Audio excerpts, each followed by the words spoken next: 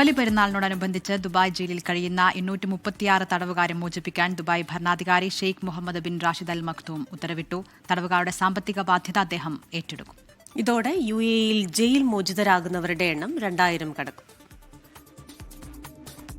വിവിധ രാജ്യങ്ങളിൽ നിന്നുള്ള 836 തടവുകാരെ മോചിപ്പിക്കാനാണ് ദുബായ് ഭരണാധികാരി Sheikh Mohammed bin Rashid Al Maktoum ഉത്തരവിട്ടിരിക്കുന്നത്.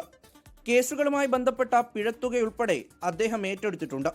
ഇവരെ മോചിപ്പിക്കാനുള്ള നടപടികൾ ആരംഭിച്ചതായി attorney general of Dubai chancellor Essam Issa Al Humaidan വ്യക്തമാക്കി. പ്രഖ്യാപനത്തിന് പിന്നാലെ നടപടികൾ ആരംഭിച്ചതായി ദുബായ് പോലീസും അറിയിച്ചു. കുടുംബ വാർഷികാഘോഷത്തിന്റെ ഭാഗമായി കൂടിയാണ് ഇത്രയധികം പേർക്ക് ഒരുമിച്ച് പൊതുമാപ്പ് നൽകുന്നത്. കുടുംബജീവിതത്തിന്റെ മാധുര്യവും സമൂഹത്തിലേക്കുള്ള ഇവരുടെ ഇഴുകിച്ചേരലുമാണ് മോചനത്തിന് പിന്നിലെ പ്രധാന ഉദ്ദേശമെന്ന് അധികൃതർ പറയുന്നു. 956 പേർക്ക് മാപ്പ് നൽകി മോചിപ്പിക്കുന്നതായി UAE president Sheikh Mohammed bin Zayed Al Nahyan ഇന്നലെ വ്യക്തമാക്കിയിരുന്നു. 230 തടവുകാരെ മോചിപ്പിക്കാൻ അജ്മാൻ ഭരണാധികാരി Humaid bin Rashid Al Nuaimi ഉത്തരവിട്ടു. ദുബായ് ഭരണാധികാരിയുടെ പ്രഖ്യാപനം കൂടി വന്നതോടെ ആകെ ജയിൽ മോചനം ലഭിക്കുന്നവരുടെ എണ്ണം 2022 ആകും.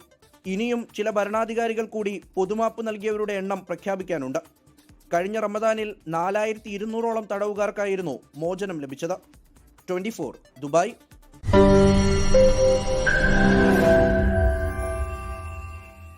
ലോകത്തെവിടെയായാലും ഏത് സമയത്തും 24 വാർത്തകളും ഓഗ്മെന്റഡ് റിയാലിറ്റി പാക്കേജുകളും എക്സ്പ്ലെയിനറുകളും വിശദമായി കാണാൻ ഞങ്ങളുടെ YouTube ചാനൽ നിങ്ങൾക്ക് സബ്സ്ക്രൈബ് ചെയ്യാം.